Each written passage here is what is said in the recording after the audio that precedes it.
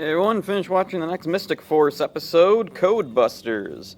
Claire is out gathering plants while the Rangers are riding some speeder bike thingies. Something zips through the ground at Claire, but someone pushes her out of its path.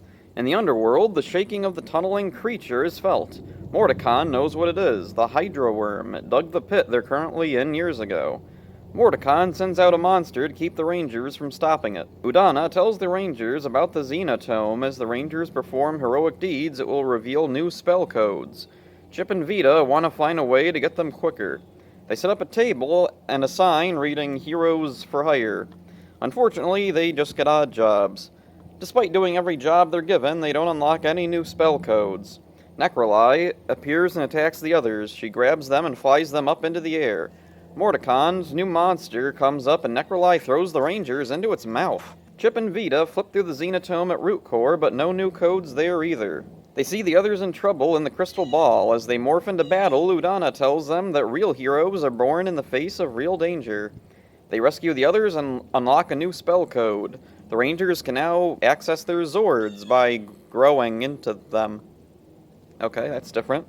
Vita turns into a ball, and the Rangers kick her around, building up energy and launching her at the monster and destroying him. Udana congratulates the Rangers. Nick is out investigating the creature Claire ran into earlier. He meets the one who saved Claire. He looks to be one of the magical forest people.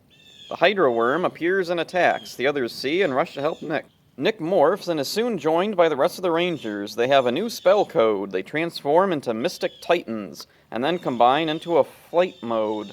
With this new formation, they destroy the Hydra Worm. Nick meets that magical creature from earlier, Phineas. He's a Troblin, half troll, half goblin. He's unfortunately been outcast by the magic folk, as trolls and goblins are apparently segregated from each other, and neither side accepts him. Well, that's depressing. He goes on to warn Nick of the Master, the supreme evil being.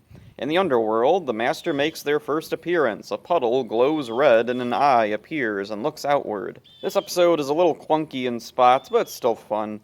The world grows a little bigger with the introduction of some new characters and powers. Phineas is definitely the standout here. His backstory is interesting. It seems the magical people introduced in the first episode aren't as innocent as they appeared to be. Bizarrely topical for the moment, two feuding groups, neither in the right, and a rejected person caused by the conflict. Phineas will go on to be a pretty important character in this season. Phineas is played by Kelson Henderson, a well-known Power Rangers actor. He played Boom previously in SPD and will go on to play a role in nearly every other season shot in New Zealand. I like Vita and Chip's story. It's fun. I feel like their story, or Phineas's introduction, and also the monster plots could have probably all been completely separate episodes. More time and focus would make all these elements more memorable. The Mystic Titan forms are a cool concept. They have unique designs, and I like that they're all different sizes, and also the Rangers being able to turn into their Zords reminds me of Digimon Season 4, where the kids could turn into their Digimon. Also, another interesting thing, the scene where they're playing ball with Vita when they turn into Mystic Titans, I'm sure that must have been a reference back to Go Ranger, and back in Go Ranger, they didn't have Zords, so what they did was they had this ball, they would all kick it to each other, building up kinetic energy, and then launch it at the monster, and all the energy stored up in the ball now would explode, and that's what destroys the monster for good. Also, interesting thing, the other episode had Nick playing soccer with one of the Hidiacs.